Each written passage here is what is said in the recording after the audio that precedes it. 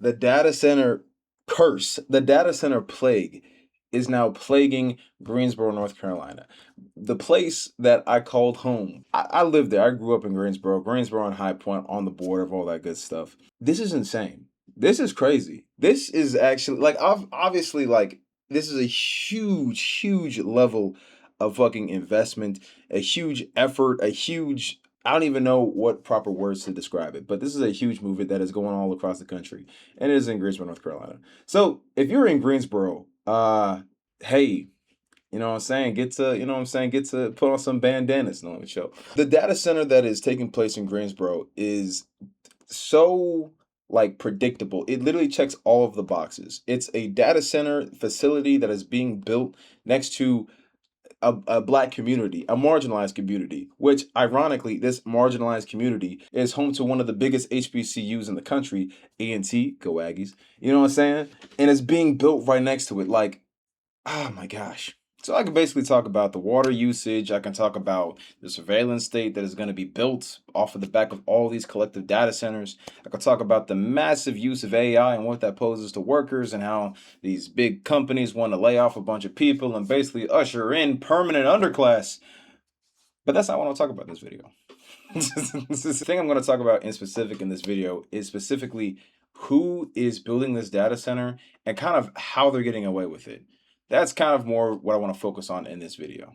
Like, for example, this company right here. Also, for legal purposes, everything I'm going to say in this video is alleged and is my opinion. This is only my opinion. And there's nothing you can do because free speech, I think. I don't know how free speech works. Now, what I find really interesting about impact data is it's fitting this new thing, this new theme that I've been seeing much more of. This theme, I call it blackwashing. Blackwashing, in my definition, my scientific definition of blackwashing, basically, blackwashing is anything that keeps the status quo. The status quo is where you get a black person to basically say, hey, the status quo was fine, da da da da. Like, it's the equivalent of, like, you know, if you're in a group of friends, a group of people, and somebody makes a racist joke or whatever, and then a black person goes, why are you guys being so offended? I thought it was fine.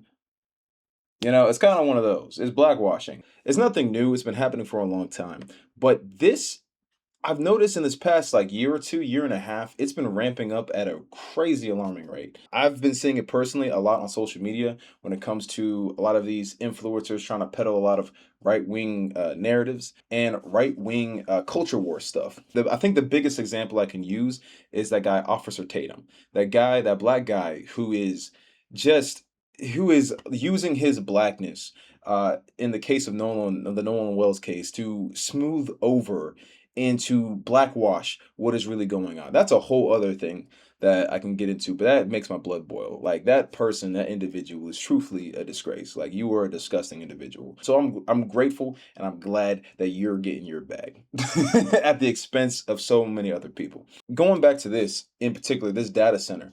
What makes this so freaking crazy that this data center is being put right next to A&T. And what makes it really crazy that this company, Impact Data or whatever, they are doing blackwashing to the fucking max. And I guarantee you that this shit is calculated. And one of the things that makes me say that this is completely calculated is because on the company Impact Data or whatever, it talks about the leadership team being this minority led project to bring higher education to optimize the future, like for infrastructure, data, logistics. Like, if this was truthfully a minority led project to help bring better education services to A&T, why the hell is this through this like finance AI data center multi-million dollar deal? Like it doesn't make any sense. Like there are so many other more cost-effective ways to bring better education to a community. Number one, stop over policing motherfuckers and stop gerrymandering and fucking give people access to fucking finance and loans and so they can build their own fucking businesses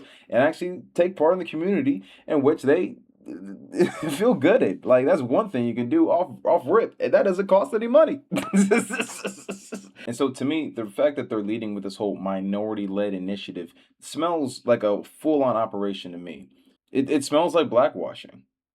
It's just point in case period. To me, what's more interesting about this whole situation is that if there was an institution that's supposed to be for a group of people by a group of people, that would have the power, both like, through alumni, through just sheer amount of people who've been to the school, through culture, through political things, through finance, the ability to fight back against this. The one person who you think, or one group institution you think would be doing that, isn't seemingly not doing anything. And to me, it kind of raises the question, are HBCUs captured? You know, it's really strange. It's really strange. Because for me, for example, right, I went to a PWI, and one of my things while I was at the PWI was that I always felt that I was missing out because I didn't go to an HBCU, because I wasn't, around the culture like that. But to me, looking at this situation, it kind of like smells like, what did I miss out on? Is this truthfully an institution that could put me on? Or is this just an institution that's just, checking a box and, you're around a bunch of, bougie black folks in some nice suits and you got a nice haircut? You know what I'm saying? I don't know. It's really strange to me. And to me, it's really disappointing to see that this is being done and that the institution like A&T, at least from what I've seen, I could be wrong. I have not seen anything about A&T fighting back on this. I would love to be proven wrong, but yeah, it's really strange. That, and then also too, the fact that the city council, like every single city council across the country, is, I don't know. You got to check these people and see if they're getting houses in fucking Costa Rica or something, because every single city council, those videos coming out are crazy, where people are just like talking to them and these city council people are doing nothing. Like the system is completely on autopilot, and it's really disappointing. And to me, this is just showing kind of all of the flaws, all of the contradictions, all of the false idols of the culture. Because to me, the one institution, a black led institution that should be able to fight back, say something, stand up, is not doing it. And that's just kind of how I feel about that. And I don't know. So that's kind of my opinion, my thoughts, feelings, all that stuff. So if you guys are around, the place probably gonna get surveilled. Probably a lot more people are probably gonna go to jail. Just that's one thing to watch out for. Just because it's minority led doesn't mean it's good. They really trying to sell that shit. Anyways, peace.